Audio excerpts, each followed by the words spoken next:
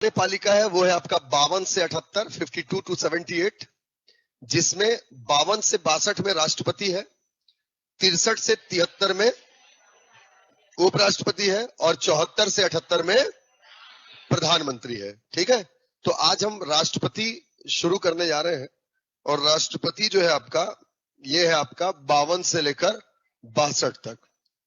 ठीक है, 52 से लेकर के 62 तक। तो सबसे पहले तो ये आर्टिकल याद करने हैं अपने को। ठीक है, 52, 53, 54, 55, 56, 57, ठीक, 58, उसके बाद से आपका 59, 60, 61 और 62। ठीक है, 52 से लेकर 62 तक के ये आर्टिकल है जो आपको पढ़ने हैं और याद होने चाहिए आपको। ठीक है, 52, 53, 54, 55, 56, 57, 58, 59, 60, 61 और 62 याद हुए। इधर देखो, सबसे पहले अनुच्छेद 52। ठीक, तो अनुच्छेद 52 और 53 को एक साथ पकड़ो। 52 में बताया गया कि भारत का एक राष्ट्रपति होगा। ठीक है, तो 52 में बताया गया आपका राष्ट्रपति का पद, पोस्ट ऑफ प्रेसिडेंट। 52 में क्या है? राष्ट्रपति का पद। 53 में बताई गई है राष्ट्रपति को कुछ शक्तियां प्राप्त होंगी। तो 53 में है आपका कार्यपालक शक्तियां, एग्जीक्यूटिव पावर। समझ गए? 52 और 53। 52 में क्या है? राष्ट्रपति का पद, द पोस्ट ऑफ प्रेसिडेंट। और 53 में राष्ट्रपति को शक्तियां दी गई हैं। तो राष्ट्रपति की कार्यपालक शक्तियां, executive power of the president. 52, 53 याद हुआ? 52 में क्या है और 53 में राष्ट्रपति की कार्यपालक शक्तियां, एग्जीक्यूटिव पावर। अच्छा देखो, 52 और 53 में पहले पद बना दिया गया और पद बना करके शक्तियां दे दी गई। अब जब पद और शक्ति हो गया तब ये बताएंगे कि राष्ट्रपति कैसे आएगा। तो राष्ट्रपति, भारत में जो राष्ट्रपति होगा वो निर्वाचित होगा। देखिए 54 और 55 जो है वो राष्ट्रपति के निर्वाचन से संबंधित है। 54 and 55 related with election of the president. 54 और 55 बताता है कि भारत का राष्ट्रपति निर्वाचित होगा। ठीक है, the president shall be elected. समझ रहे हैं? भारत का राष्ट्रपति क्या होगा? निर्वाचित होगा। अब एक बात देखो बेटा, तो भारत का राष्ट्रपति निर्वाचित होगा, तो निर्वाचित होगा तो निर्वाचन में कोई ना कोई वोट देगा। जो वोट देगा उसको कहेंगे निर्वाचक मंडल, इलेक्टोरल कॉलेज। तो अनुच्छेद 54 में बताया गया राष्ट्रपति का निर्वाचक मंडल, electoral college of the president. समझ लो ना? 54, 55 ये बताता है कि भारत का राष्ट्रपति निर्वाचित होगा, the president of India shall be elected. But अगर इलेक्ट होगा तो वोट कौन देगा? तो जो लोग कहा जाता है, इलेक्टोरल कॉलेज कहा जाता है। So basically article 54 electoral college, निर्वाचक मंडल। अब वोट डालने वाले तो आ गए, लेकिन निर्वाचन कैसे होगा इसकी प्रक्रिया बताई गई है आपका 55 में। ठीक है, प्रोसेस ऑफ इलेक्शन। ठीक है, निर्वाचन की प्रक्रिया अनुच्छेद 55 में बताई गई है। ठीक है, प्रोसीजर ऑफ इलेक्शन, सॉरी, चुनाव कैसे होगा ये 55 बताया गया है, लेकिन चुनाव में वोट कौन डालेगा? So basically 54 and 55 related with election of the president, 54 mandates about the electoral college and 55 mandates about the electoral procedure of the president. समझ में आया? 54, 55 याद हुआ? 52, 53, 54, 55 याद हो गए? 52 में क्या है? 54 में कार्यपालक शक्तियां। मैं 54 बोल दिया तो भी वही बोलोगे तुम लोग? हाँ, चलो फिर से बोलो। चलो, अनुच्छेद 52, अनुच्छेद 55, कार्यपालक शक्तियां। ससुरे कुछ भी बोलो, नंबर बोलते वही है। पहले पुरुष बोलेंगे, कि महिलाओं को बुलवाया जाए पहले? क्यों क्यों? नहीं, जमाना बदल रहा है, पुरुष पहले, है ना? हाँ, हम हैं पुरुष पहले, समझ में आया? अपना जगह नहीं देना चाहिए ससुरे किसी को। हाँ, चलो देखो, पहले पुरुष बोलेंगे, अब महिलाओं कंपटीशन है, ठीक है? देखो भाई लोगों में कितनी ताकत होती है। रायपुर वाले भाई लोग, आप लोगों से भी अपील है, ठीक, दिखा दो, ठीक? मैं सीक्वेंस में बोलूंगा, याद कर लो सब ससुरे, हैं? हाँ, कोई एक आध बोदा होगा तो चुप रह जाना, ठीक है? चलो देखते हैं कितनी शक्ति है। अनुच्छेद 52, वेरी गुड। 53, ये बेचारा बहुत आगे है? हाँ, चलो 54,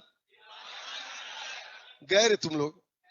55, अब महिलाएं, चलो मेरे को लग रहा है महिलाएं जीत जाएंगी, संख्या भी ज्यादा है ना इन लोगों का, है? बोल लोगे?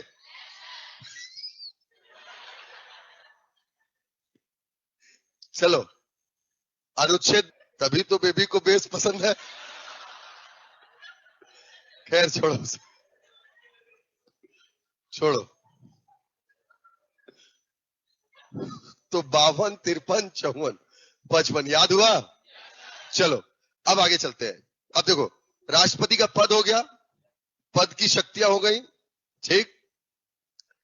54, 55 निर्वाचन भी हो गया, निर्वाचक मंडल और निर्वाचन की प्रक्रिया। अब निर्वाचन हो गया, तब वो काम करेगा राष्ट्रपति।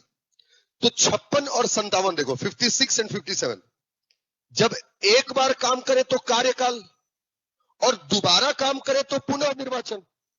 इसलिए 56 एक बार काम करे तो कार्यकाल, टेन्योर, ठीक है? टेन्योर ऑफ द प्रेसिडेंट मतलब राष्ट्रपति का कार्यकाल, और दोबारा अगर काम करे तो पुनः री इलेक्शन, ठीक है? 56 में कार्यकाल, 57 में पुनः निर्वाचन, ठीक है? 56 टेन्योर और 57 आपका री इलेक्शन, ठीक है? पुनः निर्वाचन, याद हुआ? तो ये है आपका 52 से लेकर 57 तक।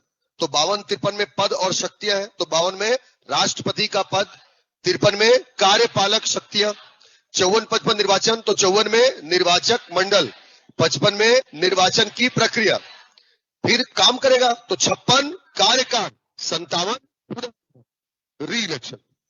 अब देखो, सारी चीजें तय हो गई, पद हो गया, शक्ति हो गई, निर्वाचन का तरीका भी फिक्स हो गया, और राष्ट्रपति कितने समय काम करेगा ये भी तय हो गया। अब जब राष्ट्रपति काम करेगा तो अब सारी चीजें तय हो गई, तो अब आपको एक राष्ट्रपति चाहिए ना?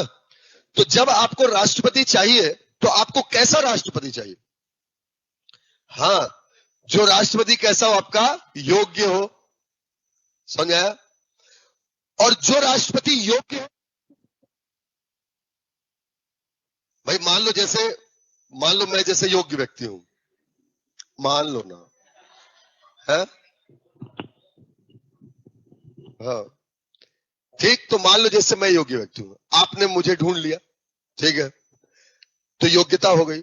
आपने मेरे सामने शर्त रखा कि सर बन जाओ ना राष्ट्रपति, 5 लाख देंगे हर महीने का, ठीक है? आपने शर्त रखी, मैं मान लिया, भाई पैसे का लालच नहीं है, लेकिन भाई आप लोगों के लिए कुछ भी कर सकते हैं, ठीक?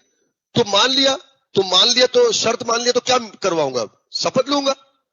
तो जो योग्य व्यक्ति होगा उसके सामने शर्त रखेंगे, शर्त को मान ले तो शपथ दिलवाएंगे, यानी योग्यता, शर्तें, शपथ।